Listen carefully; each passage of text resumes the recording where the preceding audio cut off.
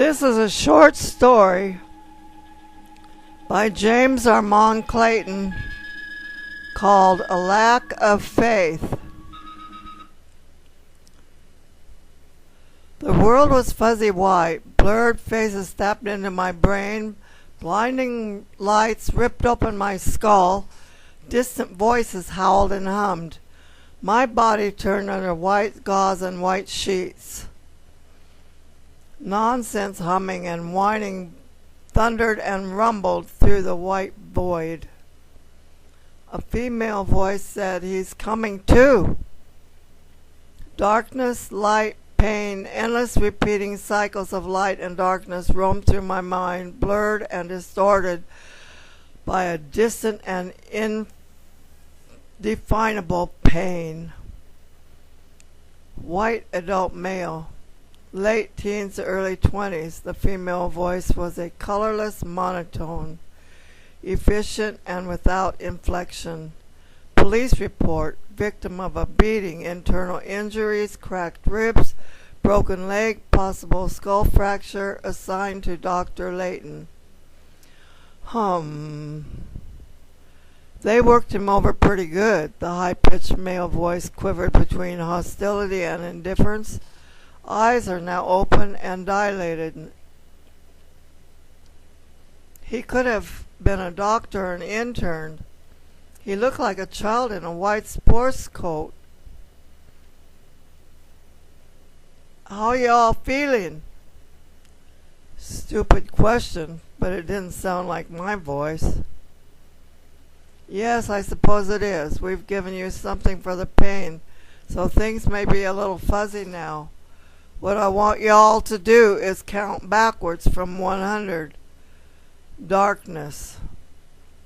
Waking up was an agonizing experience. Every movement found a new source of pain. My right leg, my left arm were in separate casts. My chest was wrapped tight with gauze, bandages, and tape. They had needles in both arms and under my left leg. The nurse smiled. "Feel like eating something solid?" Something solid was pureed. I think it was applesauce. It was followed by tasteless fruit juice. "You've been out for 3 days," she said, taking the empty juice glass, "and you have 3 nasty bumps on your head." "My name is Joe Fisher. I'm 19 years old. I live at—" She held her hand up.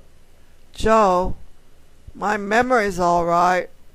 Joe, there's a policeman just down the hall. He wants to talk to you." He came in carrying a report form, a developing paunch, and a peptic ulcer expression.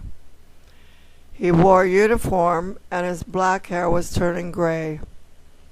"Up for retirement?" I said. "A few months. Early retirement. Caught a bullet last year." He hobbled over to the bedside chair and sat down heavily. "This damn air conditioning doesn't help any." He flipped through his forms and pulled out his pen. "Joe Fisher, age 19, 5'9", between 145 and 150, gray eyes, black hair, apparent apartment on Wayside Drive, 12-year-old Dotson 310 stick shift." "If you have all the answers, why ask the questions?" I ask. "Moved to Houston from California 4 years ago with your mother. Nothing about your father." "He got blown to hell in Vietnam. Too bad he didn't marry my mother first. He wouldn't even acknowledge paternity." The cop shook his head. "Know anything about the guys who beat you up?" "What about my mother?" A moment of silence. "I'm sorry, Joe, your mother is dead. I thought maybe they also trashed your car and burnt down your apartment house. I've tried enlisting, you know, Army, Navy, Air Force, but I flunked their tests. Guess they only wanted college graduates. About those 4 hoodlums, Somewhere in the distance I could hear my mother screaming. I raced up the stairway. Joe! Sorry, 4 hoodlums, a guy named Spinoza, a $3 bill with black wavy hair, shoulder high. Didn't your mother file a complaint against him? Oh, about 2 weeks ago? Yes, he was pushing drugs in front of our apartment. Go on. There was this tall guy, over 6 feet, gaunt face, skinhead, nicknamed Ratchet. I didn't see the other two, but Spinoza called them, one of them, Screwball, if that's any help. It is. They're all local drug dealers. Spinoza has a record, just a matter of time. Did they hurt my mother? The old cop closed his eyes. His chin dropped to his chest. He took a heavy breath. Okay, you've been given a rotten deal, he said, looking up. They raped and murdered your mother, trashed your car, and burnt down your home. On top of all that, Harris County buried your mother in Potter's Field, and the state of Texas wants to be reimbursed for the cost. They've given your savings account and the general assistance checks you're supposed to receive. They've taken them and given them to pay the bill. And that leaves me with nothing? Just about. I've arranged with Dr. Layton to let you spend the next 2 months here in the hospital. Very generous, I said. The cop shrugged. At least you'll be healthy when you leave. He left, and the nurse returned with another glass of fruit juice from a passing gurney. Okay, why the grim face? I wouldn't want to bore you. You won't, she said, as she checked my IVs. I like people. I wouldn't be a nurse if I didn't. Each of us has our own life, our own special story, so tell me, please. My own special story? I laughed, but it wasn't very funny. Not me. I'm 19 and headed nowhere fast. There are times when I feel I just don't belong here or anywhere else. Criticism at your age? That's grim. No, I said. Grim is wondering whether you'll have enough money to buy a loaf of bread. Grim is digging through trash bins behind fancy restaurants, searching for edible food. The nurse remained solemn, silent while checking my pulse and my blood pressure. Then she tried to look busy. Finally, Dr. Layton is here. I opened my eyes. Dr. Layton was a head of unruly white hair that almost covered his rimless bifocals. His white, bushy mustache partially concealed his grin. His blue eyes actually sparkled, and his infectious chuckle could have been charmed the pants off a virgin. Oh, yes, the charity case from Wayside Drive. Drop dead, I said. I must apologize for George, Layton said.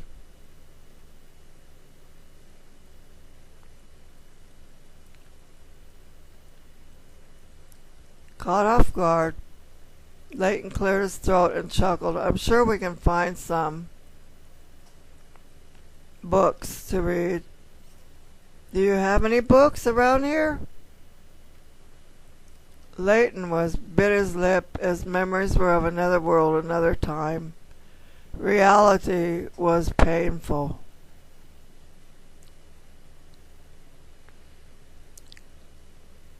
Mom and I used to hide in the library to keep out of the rain. It was fun, but we almost got arrested for loitering. I'll see what we can do. Y'all still have 56 days, so you all get better now. Do you hear? He chuckled his way out the door. You get some rest now, Mr. Fisher. The nurse turned off the light and closed the door. I closed my eyes and worried. In Texas, Charity was a state trooper giving you a warning instead of a speeding ticket, and in spite of his chuckle, Dr. Layton did not seem to be that charitable. Yet, true to his word, I did spend the next 60 days in the hospital as under Dr. Layton's care. The bruises faded, the wounds healed.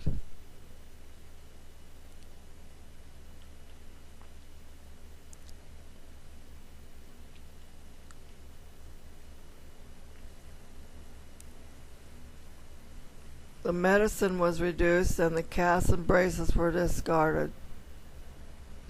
I felt better. With $43.63 in my pocket, a gift from Dr. Layton. I hid in the Nusi until the downtown bus arrived. The driver was a nasty little man with a pointed nose and squinty eyes. He examined me.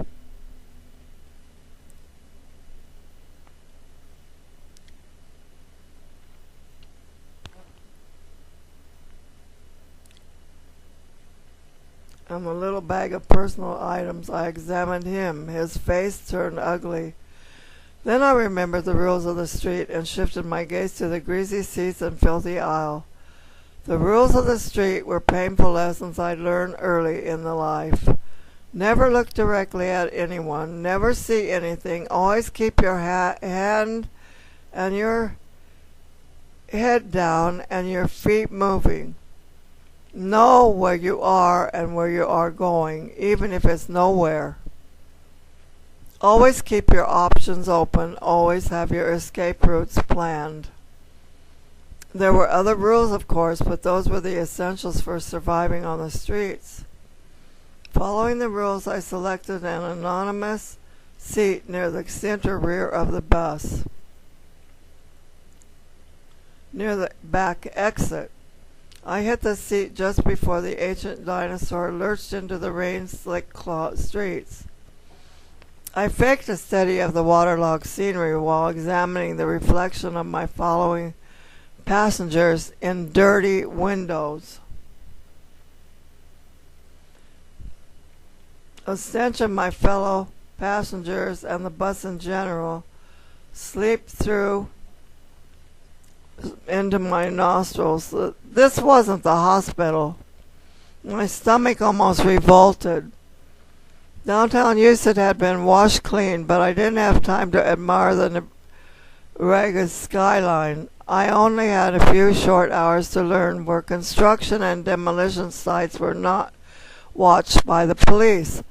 I also wondered if the same restaurants threw their day-old bread in the same trash bins and whether the holes in the various security fences were still there. They were all questions of survival. The first-rate rule of the streets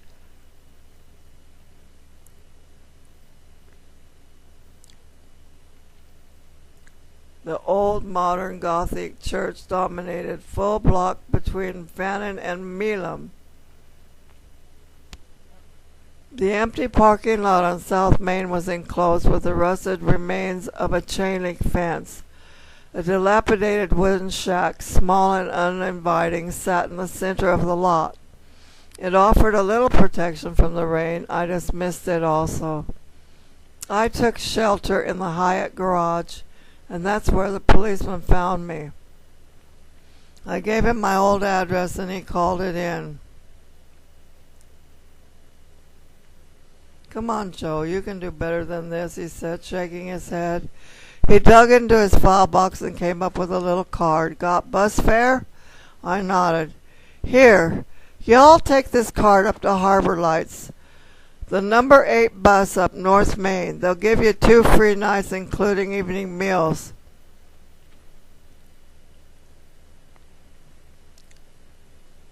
"Thanks," I said.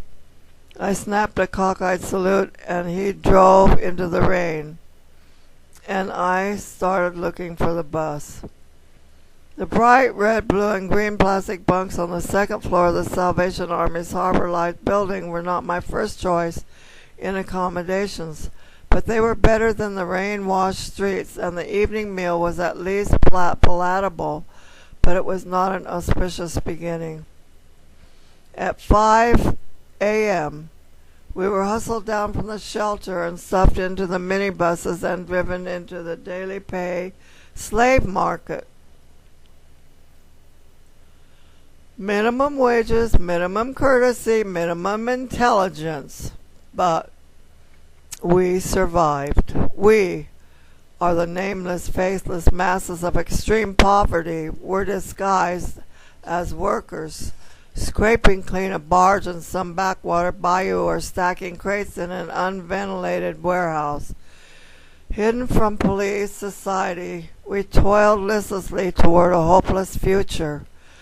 But I was lucky. I was young. The daily pay labor halls were filled with old and infirmed men desperately seeking subsistence. They were at the bottom. Their emancipated shells would be found eventually in a doorway or on a sidewalk under statistics of indifference. That, too, would be my fate unless I could find a way to break the cycle. My mother and I had talked about it, and we both came to realize that the mere survival wasn't enough. Poverty, like government-sponsored welfare, is a trap. If you are young, it is difficult to escape. If you are old, it is impossible, and nobody cares. The priests, ministers, and do-gooders say our suffering on earth will be rewarded in heaven. But if there are no wants or needs in heaven, how can a reward have any value? Besides, the only way you can get into heaven is to die. My uncomfortable thoughts took a bumpy bus trip to a swampy bayou. The rough gravel road and chuck holes bore through the towering black evergreens and pines with brazen bravery, even as the surrounding forest was being crushed by threatening rain clouds. Pessimism ruled. My mind followed the weather. It did not rain. It drilled. When all else failed, I fled into my daydreams. At the edge of reality, I found hope. While my hands and legs functioned an automatic, my mind devised methods for quickly obtaining large amounts of money. Most of those methods were illegal. All of them were fantastic. I was living in a fantastic world while trying to survive the real one. It was Hobson's choice. You take whatever you get.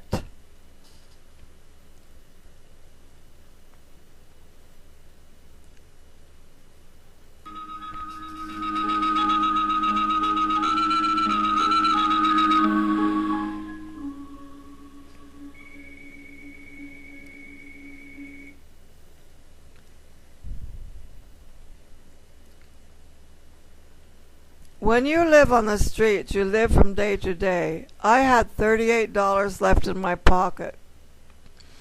I would get $30.40 at the end of the day. Combined, it would not be enough to open a bank account. Altogether, it would not be enough to sustain me while I worked on a regular job. I was living on the edge of extinction. On the other hand, the crew foreman knew the rules. He didn't push us. We scraped off a section of his barge, enough to satisfy our meager pay, and climbed into the bus. With $68 in cash, I became cautious. In my world, men would kill for that kind of money. And they were the nice ones. I began looking for a bank. But the employee of the Lone Star State Bank were not interested. They probably would have thrown me out, but Mr. Layton took my hand and led me to the desk. "Mr. Layton?"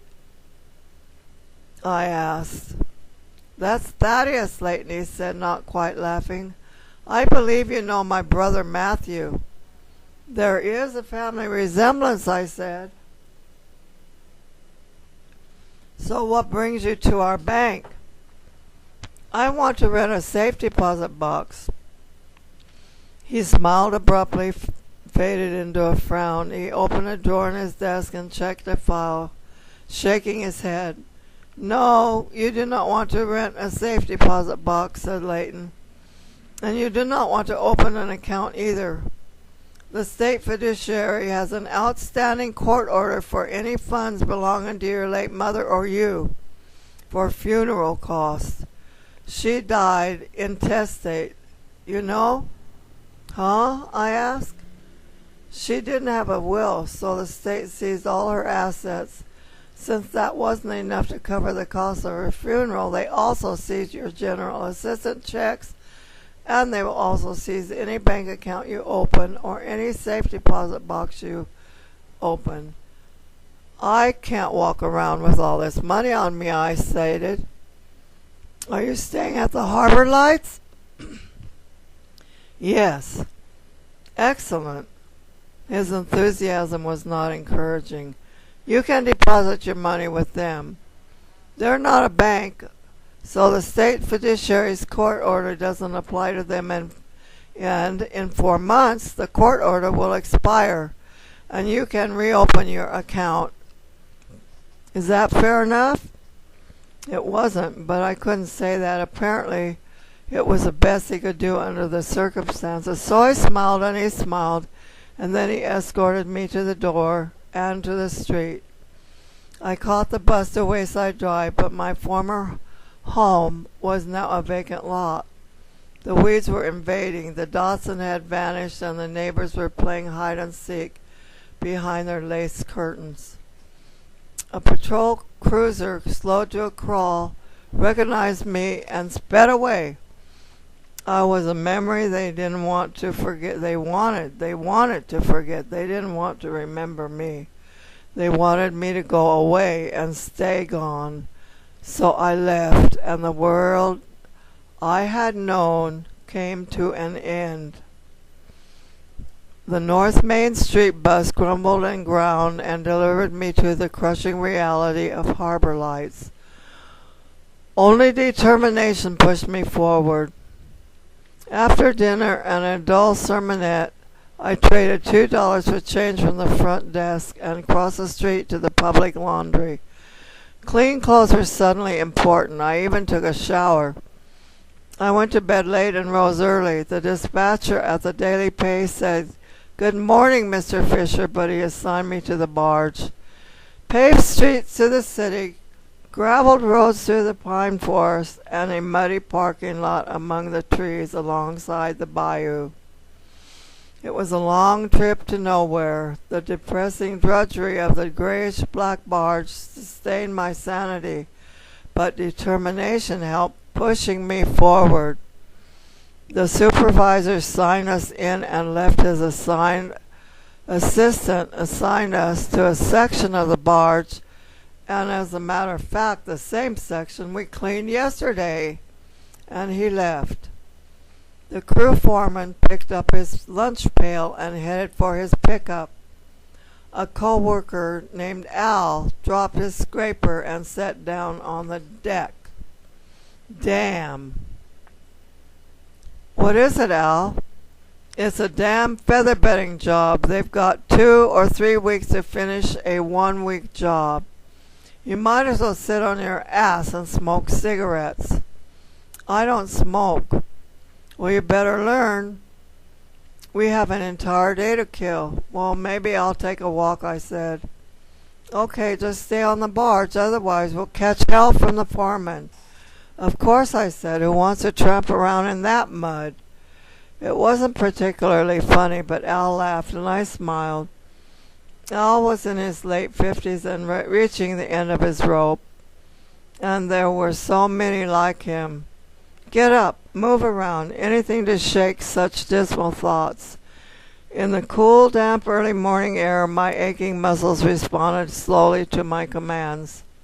The security guard in the outhouse shack near the parking lot entrance laid his head against the window, dozing fitfully. The foreman disappeared completely, except for his shoes, which were sticking out of the cab window of his pickup. And the work crew, while not asleep, were sitting down on the job, talking, smoking, and drinking coffee. I ambled to all 4 corners of the barge before I sat on the hatch cover and slid into my daydreams. Only my daily daydreams took a strange twist. The other characters in this one were real people. People I'd known. My mother was there, Dr. Layton, Spinoza, Ratchet, Screwball, Al, George, and the cop from the hospital showed up. Even Dr. Layton's brother, Thaddeus, put in a cameo performance. The convoluted plot lacked an ending. Al tapped my shoulder and gave me a cigarette. I took 2 puffs and damn near choked to death, shaking my head. I don't really want beer either. No beer. I shook my head again and went looking for my sack of sandwiches. The sandwich was an affordable luxury. The deli next door to the daily pay labor shop opened early. They knew that poverty could be bad. I chomped on the sandwiches and tried to think of other things. Instead, the convoluted plot and real people returned, moving through an endless dance macabre without reason or resolution. I wanted an answer, but I didn't know the question. Time to go home, Hoss. The foreman was smiling. Don't worry. You put in your time and we'll have a half a day tomorrow. A half a day? It's Saturday, Hoss. Tomorrow's Saturday. Oh, yeah, I said. The foreman laughed as he signed us out. Downtown Houston, the streets were slick and the clouds were threatening again. As we left the daily pay shop, Al offered to split a bottle of 2020 MD with me. I refused. Al had one foot in the grave and the other on a banana peel, and I didn't want him as a friend. He shrugged and gave me a hurt puppy dog look before he shuffled away into the oblivion.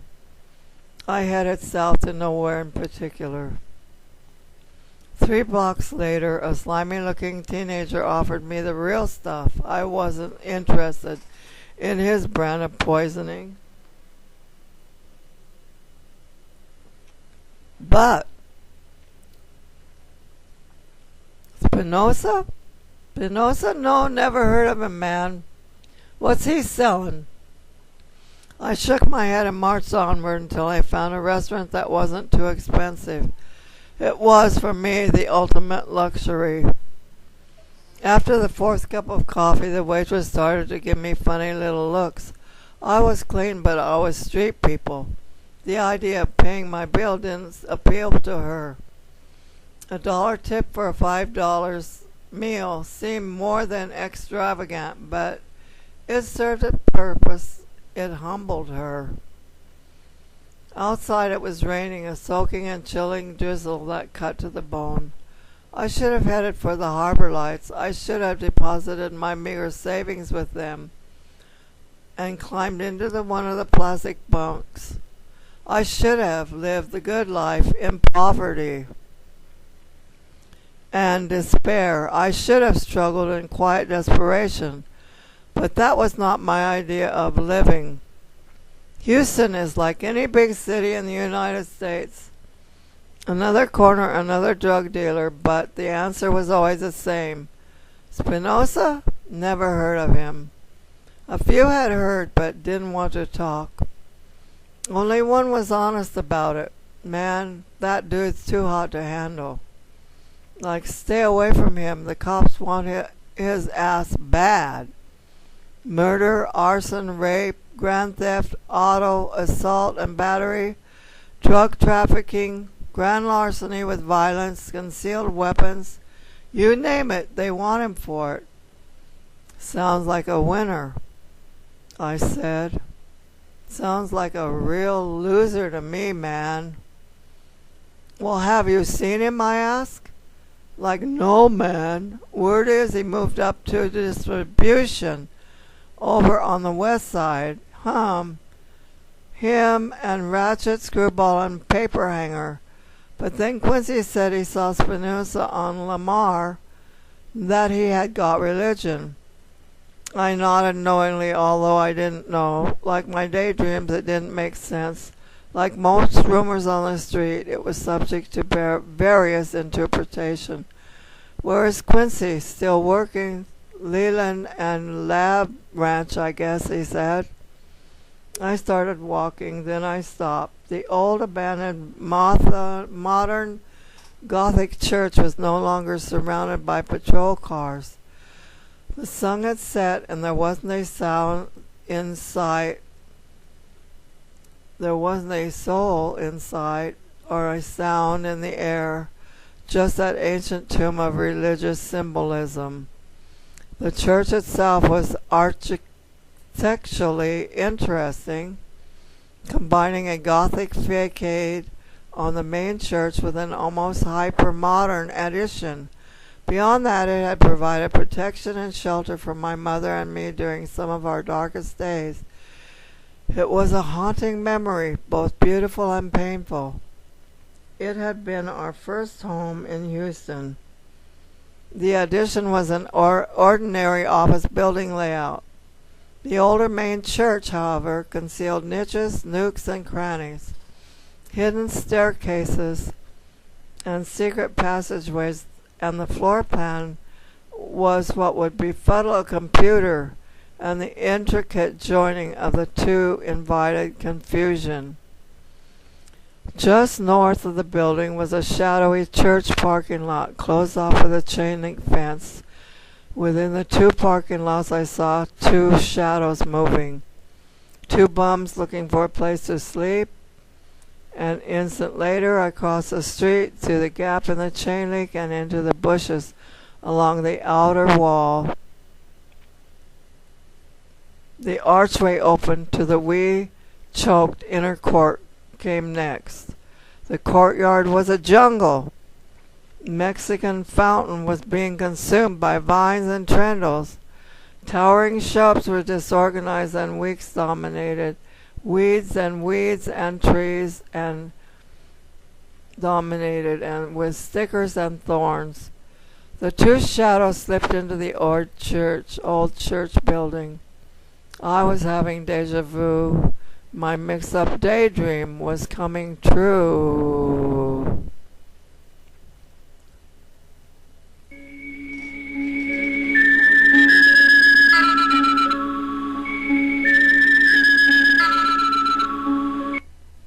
From the inner courtyard there were 6 ways to enter the old cathedral.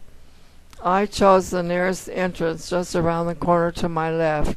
Its double doorways were hidden by overgrown underbrush, and one of the doors was inside, leaning against the wall. Inside, turn left, up 4 steps,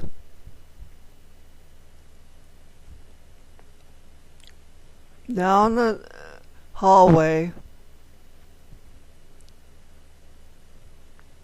and down the block corridor through the open door. Turn right, up 3 more steps, into an enclosed dais overlooking the vaulted auditorium. It was easy and terrifying. It was also surprising. Yet, somehow, the 2 shadows crept into the building.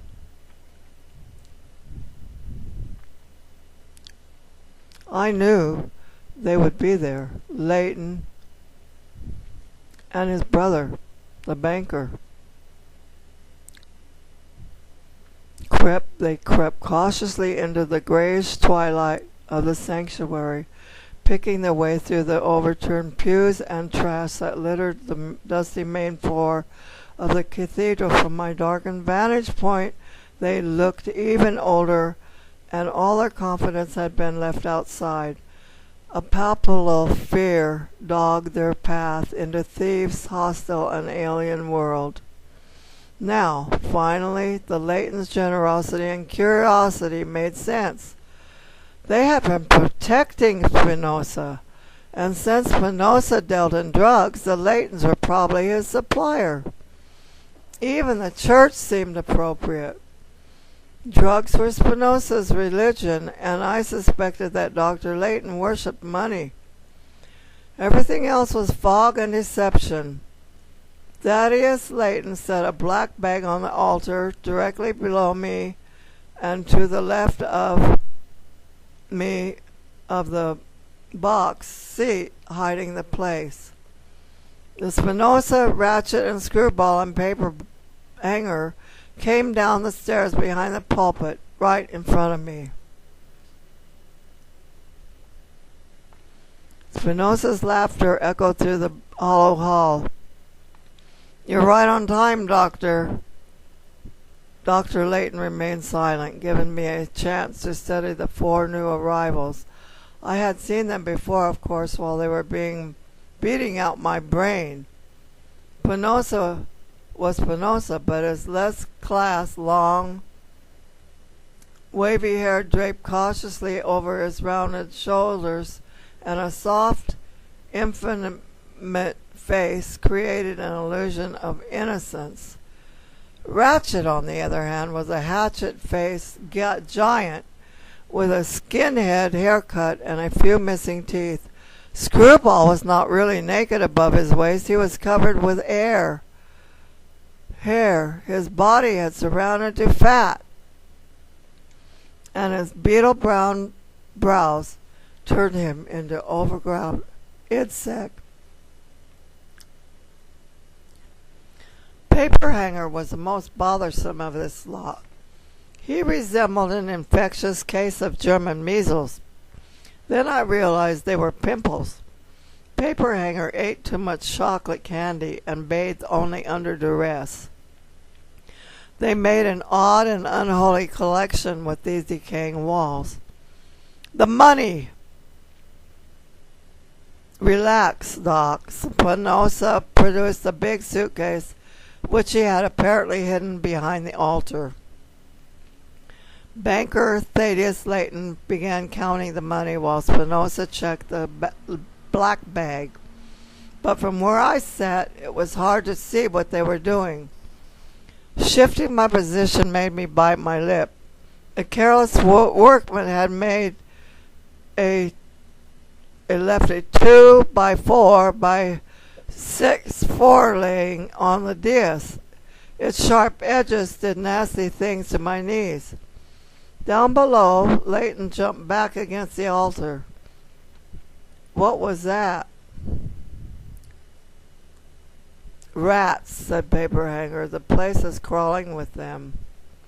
Dr. Layton shivered, but his brother kept on counting.